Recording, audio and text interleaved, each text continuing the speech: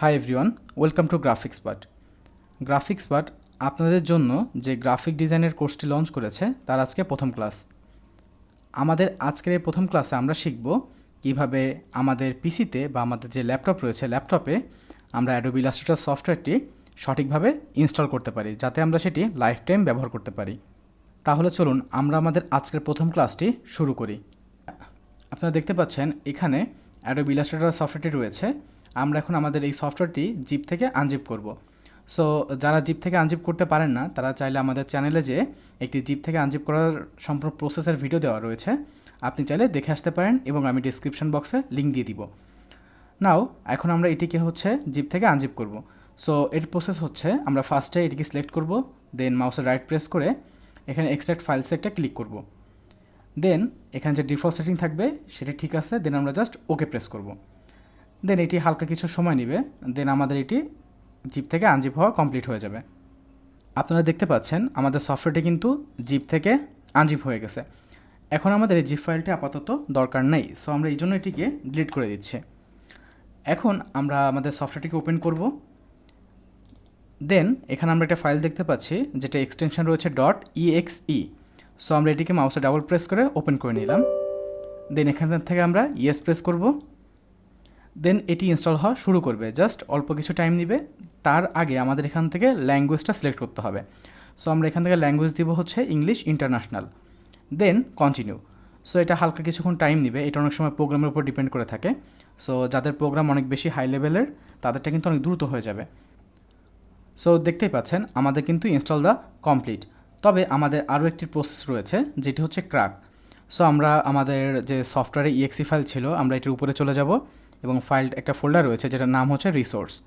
So আমরা এখানে চলে যাব। দেন আমরা দেখতে পাচ্ছি adobe.pim.dll একটা এক্সটেনশন ফাইল রয়েছে, আমরা এটিকে কপি করব।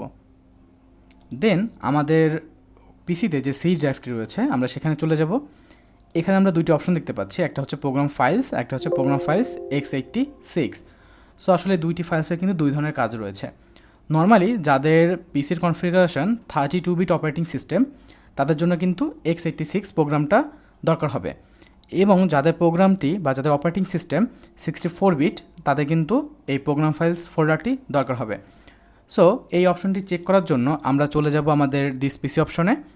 দেন আমাদের এইখানে যে ব্ল্যাঙ্ক স্পেসটা রয়েছে আমরা এখানে যে মাউসের রাইট প্রেস করব এবং প্রপার্টিজ নামে একটা অপশন রয়েছে আমরা এখানে একটি ক্লিক করব। দেন এখানে দেখতে পাচ্ছেন যে আমাদের সিস্টেম টাইপ কিন্তু 64 বিট অপারেটিং সিস্টেম। সো তাহলে আমরা কোন ফোল্ডারটি ইউজ করব?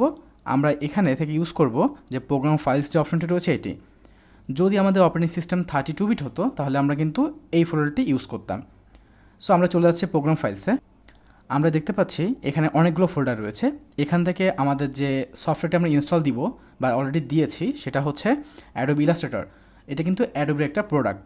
সো আমরা চলে যাব অ্যাডোবির ভিতরে। দেন আমাদের পিসিতে অ্যাডোবির যে সফটওয়্যারগুলো ইনস্টল দেওয়া থাকবে আমরা সেগুলো এখানে সব দেখতে পাবো। সো আপনাদের যাদের শুধুমাত্র ইলাস্ট্রেটর দেওয়া থাকবে তারা শুধুমাত্র ইলাস্ট্রেটর ফাইলটি দেখতে পাবেন। আমরা এখান থেকে অ্যাডোবি ইলাস্ট্রেটর সফটওয়্যারটি সিলেক্ট করব এবং এটি ওপেন করব। দেন আমরা চলে যাব সাপোর্ট ফাইলস, দেন কন্টেন্টস, দেন উইন্ডোজ। এখানে যাওয়ার পরে আমরা যে একটি ডিএলএল ফাইল কপি করছিলাম আমরা ওই ফাইলটা এখানে পেস্ট করে দিব। দেন এখানে ক্লিক করব replace the file in the destination, then continue. Okay, then আমরা রিফ্রেশ দিতে পারি, এটা দেওয়া ভালো। দেন আমরা সব কিছু কেটে দিচ্ছি। সো আপনারা দেখতে পাচ্ছেন আমার এখানে কিন্তু শর্টকাটে অ্যাডোবি ইলাস্ট্রেটর চলে আসছে, প্লাস আমি যদি চাই এখানে সার্চ দিয়েও আমি কিন্তু দেখতে পারি। সো আমি এখন এটা ওপেন করলাম। এটা হলো আমাদের সফটওয়্যারের ফার্স্ট ইন্টারফেস। তো এর পরের ভিডিওতে আমরা দেখব কিভাবে নতুন পেজ নিয়ে আমরা কাজ করতে পারি এবং আরও কিছু বিষয় নিয়ে। তো আমাদের ভিডিওটি আমরা আজকে এই পর্যন্ত শেষ করতেছি। আমি আশা করি ভিডিওটি আপনাদের ভালো লেগেছে।